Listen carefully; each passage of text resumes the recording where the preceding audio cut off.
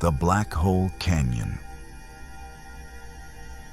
The air was unnaturally still. The wind, which had been howling through the canyon moments before, had stopped, as if held back by some invisible force. It felt wrong, like the entire world had paused in a breathless moment of anticipation. "Do you see that?" Emily whispered, her voice cracking as she pointed toward the center of the canyon. "What is that?" I followed her gaze, my heart skipping a beat. At first, I thought it was just a trick of the light, a shadow cast by the jagged rocks that line the canyon walls. But as I looked closer, my stomach twisted with a deep, unsettling unease. There, right in the center of the canyon, was a black, swirling vortex. It wasn't just a shadow. It was something else entirely. Something unnatural. A pitch-black hole in the air itself. The way it spun, like a whirlpool made of pure darkness, made my skin crawl. "We need to leave. Now," I said, my voice barely above a whisper, though every instinct in me screamed to run. The canyon had been peaceful enough when we set out. A long hike through the wilderness with a small group of friends. Emily, Mark, Ben, and myself. We had followed the trail for hours, the rocky terrain giving way to this seemingly untouched canyon. We had no idea what lay ahead, but we were all eager to see it. The trail had led us deeper into the canyon, past strange rock formations and eerie echoes. The further we went, the more the world felt different, as if the canyon was alive, drawing us in. Now, here we stood at the edge of something that shouldn't exist, a hole in the air itself, pulling at us with a force we couldn't see but could certainly feel. Ben stepped forward, his hand raised as though reaching for the dark void.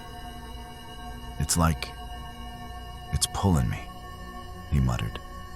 His eyes were wide with both fear and curiosity. "I want to go closer." "No!" I shouted, grabbing his arm before he could take another step. The moment I touched him, I felt the pull, a subtle but distinct tug that made my stomach lurch. "It's not natural," Emily said, her voice trembling. "We need to go back. Now." But it was already too late. The ground beneath us trembled, and the dark holes seemed to grow, stretching wider, its center churning with an otherworldly energy. A low hum vibrated through the air, growing louder by the second. The walls of the canyon seemed to bend, warping in a way that defied reason. And then, without warning, the ground cracked beneath our feet. The last thing I remember was the feeling of being pulled. Not by my legs, not by gravity, but by something else, something deeper. The world spun, and I felt myself being sucked into the void. When I opened my eyes, the first thing I noticed was the air. It wasn't the dry, desert air of the canyon, but something heavier, thicker. The ground beneath me was soft, almost like the earth was breathing. I gasped, sitting up, my eyes scanning the landscape around me. Where the canyon had once been, there was now a vast, alien world stretching out before me. The sky above was a sickly shade of green, tinged with strange, glowing streaks of light. The horizon curved unnaturally, as if the land itself bent around the void we had entered. The ground was a strange, pulsating substance, glowing faintly in places. Massive, towering trees, their branches twisted and gnarled, stretched into the sky, their trunks covered in what looked like patches of moving scales. I wasn't alone. Emily, Mark, and Ben were beside me, each of them looking just as stunned as I was. We were no longer in the canyon. We had been transported, thrown into some sort of parallel world. The canyon had been nothing more than a portal, a doorway to something far worse. "What is this place?" Mark whispered, his voice hoarse. "I don't know," I said, my voice shaking. "But we need to get back. We need to find a way out." We stood in silence, the strange world around us breathing, alive in ways that didn't make sense. The trees didn't just stand there. They shifted, creaked, and twisted, as though the very wood had a mind of its own. "Let's move," Emily said, her face pale. "We need to figure out what's going on. We can't just stand here."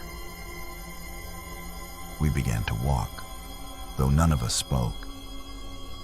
The oppressive air felt like it was closing in around us. It wasn't just the strange landscape. It was the feeling of being watched, of something lurking just beyond our vision, waiting for the right moment to strike.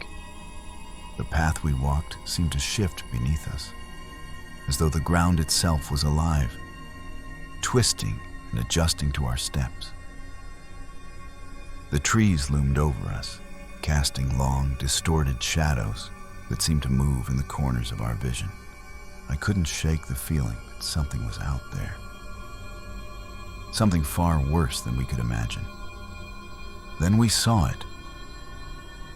A low growl echoed from the distance, a sound that chilled my blood. At first, I thought it was just an animal, a predator on the hunt. But as the growl grew louder, I realized it was something much worse.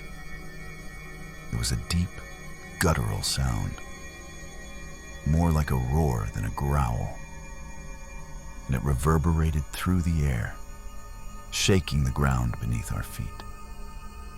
The trees began to shift, their branches bending and creaking in unnatural ways. And then, from the shadow, they emerged. Massive, grotesque creatures.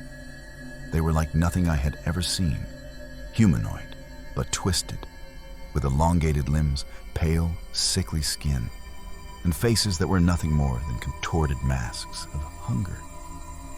Their eyes glowed a sickly yellow, fixed on us with an insatiable hunger. "We need to run," Emily whispered, her voice tight with fear. "No," Ben said, his voice trembling but resolute. "We have to fight. There's no running." The creatures circled us, closing in slowly, their growls growing louder with each passing second. I could feel the air around us growing colder, heavier, as if the world itself was pushing us into a corner. The creatures were getting closer, their teeth sharp and glistening in the eerie light. "Get ready," Mark said, his voice low but steady. He had grabbed a large stick from the ground, ready to defend himself. I pulled out a knife, feeling a surge of adrenaline rush through me. I wasn't about to go down without a fight. The first creature lunged. Its speed was terrifying, faster than anything I had ever seen. It came at me with a sickening screech, its claws reaching for my face. I barely managed to dodge, the creature's claws slicing through the air just inches from my skin. I thrust the knife forward, plunging it into the creature's side. It let out a scream that rattled my bones, but the knife didn't penetrate deep enough. The creature's skin was thick, almost armor-like. "Help!" I shouted, turning to the others. Mark swung his stick at another creature, landing a solid hit on its head. It staggered back, but only for a moment. The creature's head snapped toward him, its mouth opening wide to reveal rows of sharp, jagged teeth. It lunged, knocking Mark to the ground. The air around him went silent, and then I heard the sickening crunch as the creature bit down, its jaws closing around his neck. "No!" Emily screamed, rushing forward, but the creatures were too many. They closed in on us from all sides, their bodies moving with unnatural grace. We fought, but it was clear we were outmatched. I ran, I don't know for how long, but then I fell. The world spun, and I felt the air rushing past me as the darkness swallowed me whole. When I finally landed, I was alone, but the creatures had followed me back, and they were waiting. Thank you so much for watching and supporting my stories. It truly means a lot. This was just one of 24 short stories from my book, Beyond the Campsite, available worldwide on Amazon. Also, please consider subscribing to my channel for more terrifying tales coming weekly.